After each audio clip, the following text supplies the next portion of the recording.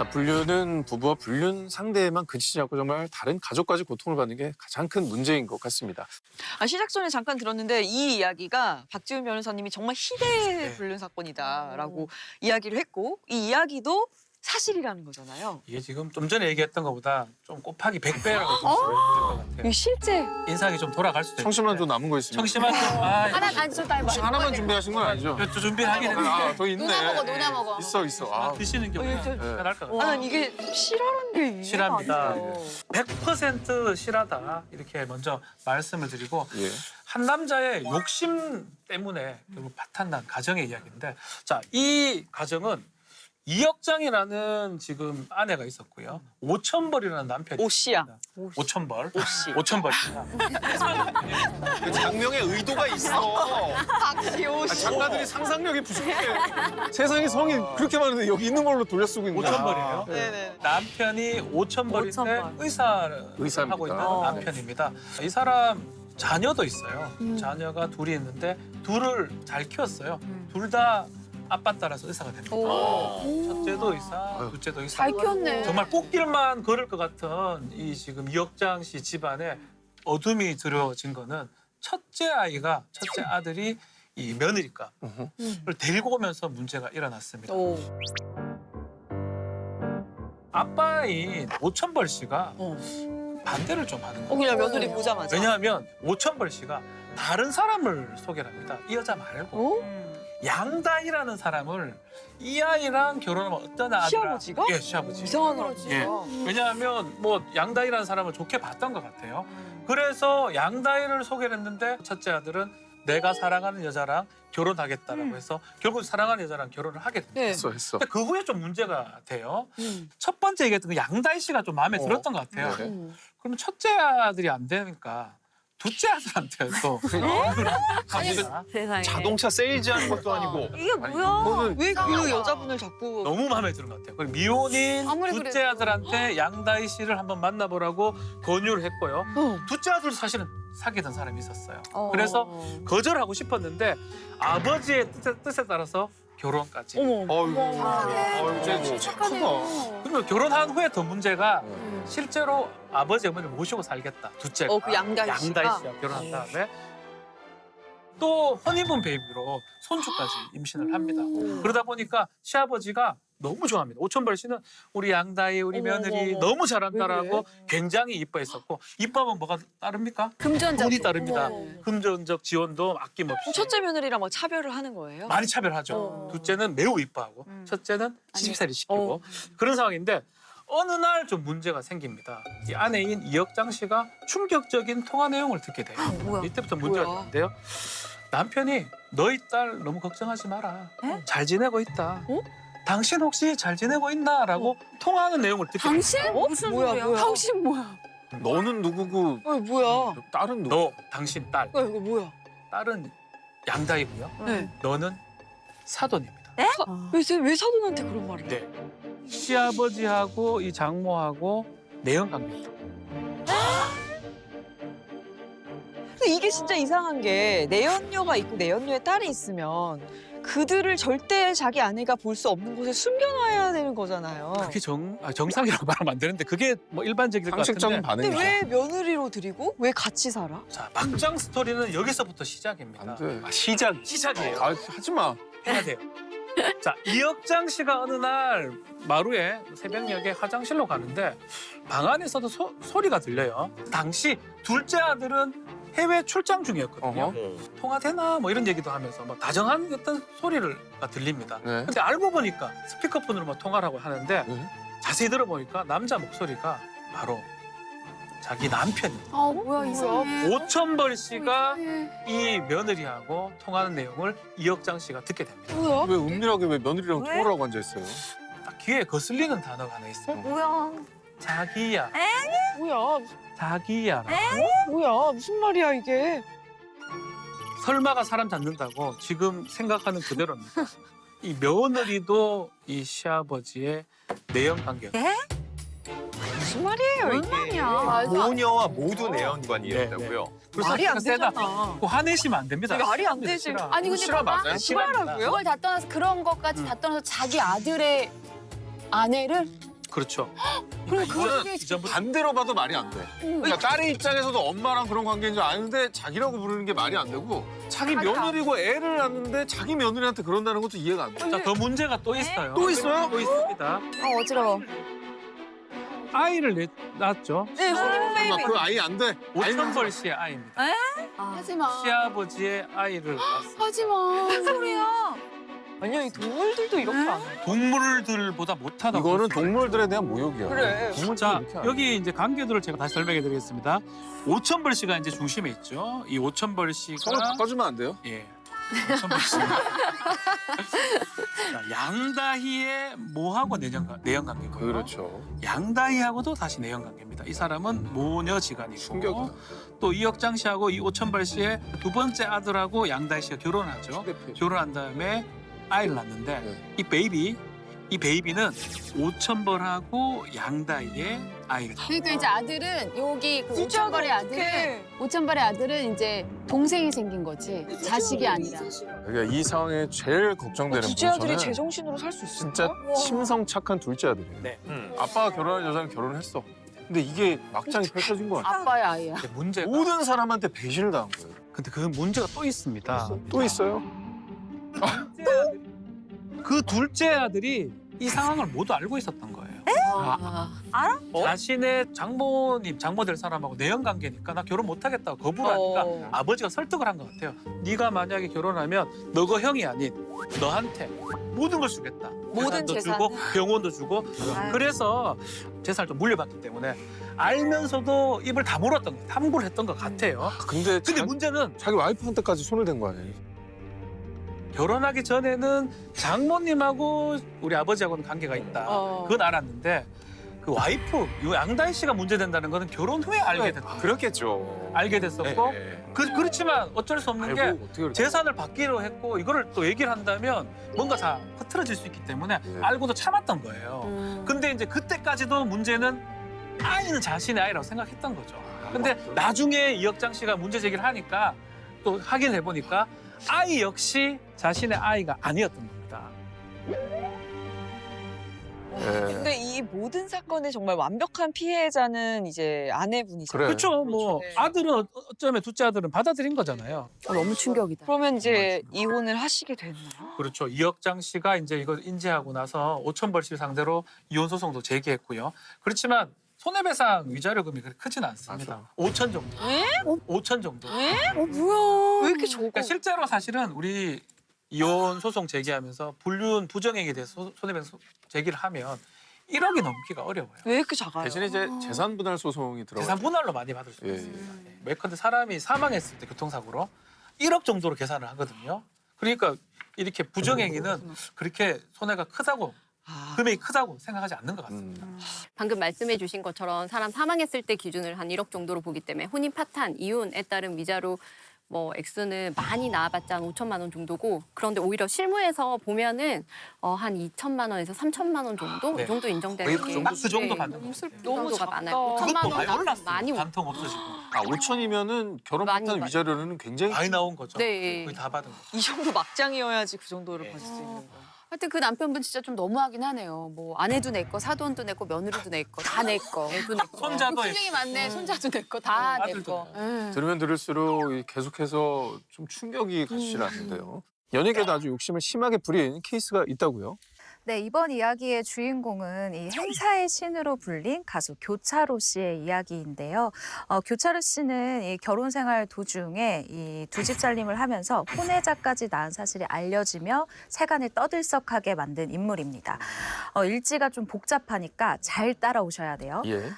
교차로 씨는 가수 데뷔 전에 같은 일에 종사하던 첫 번째 아내 이단심 씨와 결혼을 해서 슬아의 아이가 있었는데요. 그 후에 가수에 데뷔를 했습니다. 정말 대히트를 쳐서 국민적인 사랑을 받았거든요. 그러던 중에 내연녀였던 이 금사랑 씨와 외도를 시작을 했어요. 두 집 살림을 이제 시작을 하게 됐는데 이때 혼외자를 낳게 됩니다. 이때 아이가 나왔어요. 근데 뒤늦게 이 사실을 아내가 알게 됩니다. 첫 번째 아내가 알게 돼서 이단심 씨와 이혼을 결정을 하게 됩니다. 그 후에 이 금사랑 씨와 사실혼 관계를 쭉 이어오게 되는데 몇 년 뒤에 이 금사랑 씨와 혼인 신고를 하게 돼요. 두 번째 아내로 맞이를 하게 됩니다.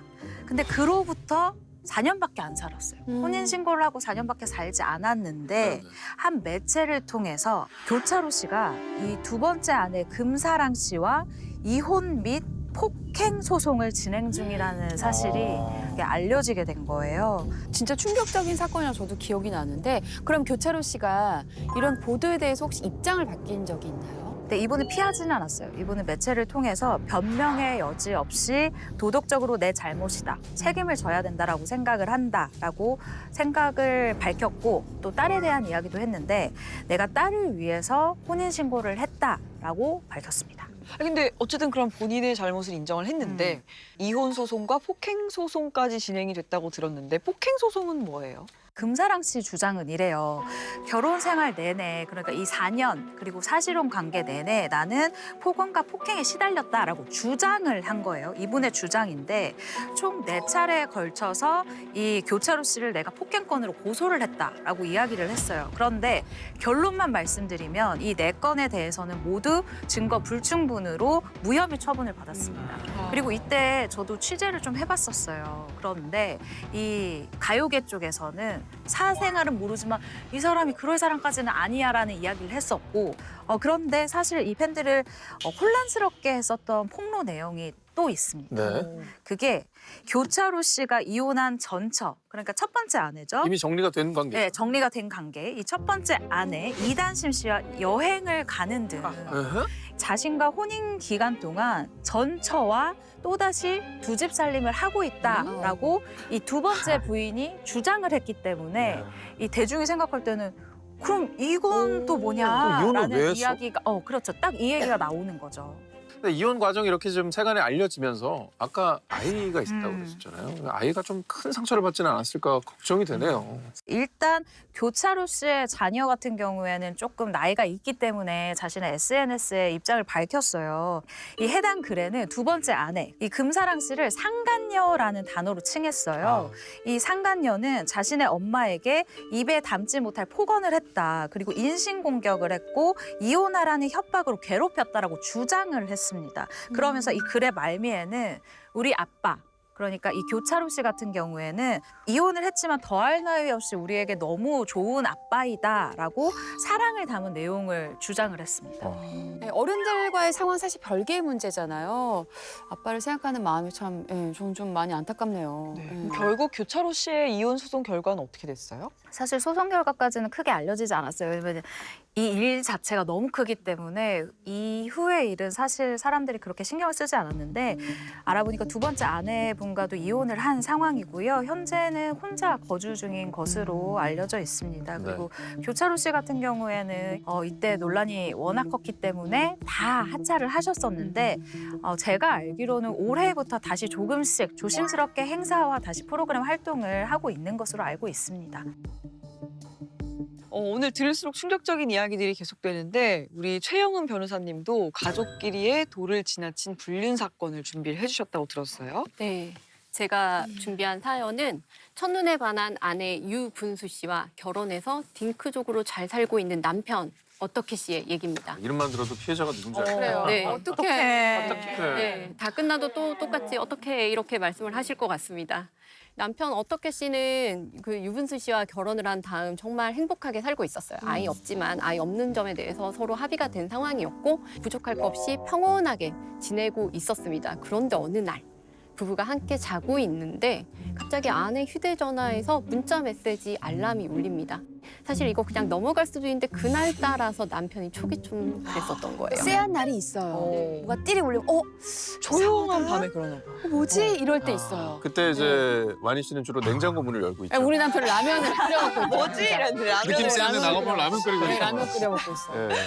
쎄한 느낌으로 딱 봤는데 안에 내용이 보고 싶다. 당신이 없으니까 밤이 너무 허전하다. 밤이 아이고야. 네, 이런 내용이었어요. 배우자는 옆에 자고 있고? 막 손 떨리고 막 하얘지고 막 심장이 막 두근두근 막.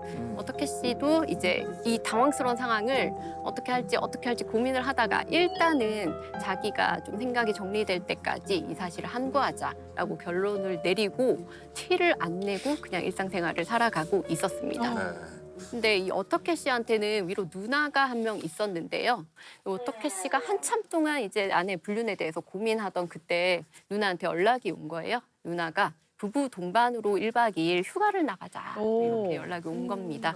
어떻게 씨 부부와 누나 부부는 굉장히 친밀한 사이였습니다. 그래서 누나 부부와 어떻게 씨 부부가 같이 놀러도 자주 다니고 가족끼리는 흔한 일이죠. 네, 뭐 그렇게 불편한 마음으로 누나한테 말도 못하고 1박 2일 캠핑을 떠납니다. 캠핑 떠나보시면 아시겠지만 캠핑 떠나면 할 일이 많잖아요. 뭐 텐트도 치고 네. 짐도 풀고 요리도 해야 되고. 네, 그래서 이렇게 일을 하는데 어떻게 씨의 아내가 조금만 막 이렇게 짐을 나르거나 뭔가 일을 좀 하려고 하면 유독 매형이 매형이 제발. 너무 친절하게 대해줘요. 또 느낌이 에이. 쎄했겠죠 뭐.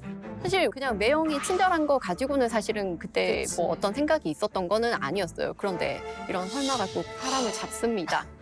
네 사람이 같이 고기를 먹고 술을 마시고 제일 먼저 취한 남편이 먼저 누나 부부를 남겨둔 채 문제는 술 취해서 먼저 들어가면 안 돼. 끝까지 남아있어요.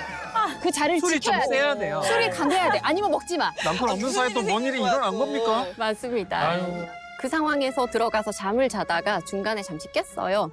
그리고 텐트 밖에 나왔는데 두 사람이 지난 스킨십을 했어요. 어떡해. 왜 그러냐? 거기서 왜 하노? 여행을 아니, 가서 그러니까. 아, 그럼 다른 데서는 해도 돼요? 박 변호사님 딴 데서는 가능하다는 얘기예요? 아니, 예의 거기서 왜 예의가 하는 있죠. 아니, 그럼 혹시 그 아내한테 문자를 보냈던 그 불륜담이 혹시 매형이었던 거예요? 네, 맞습니다.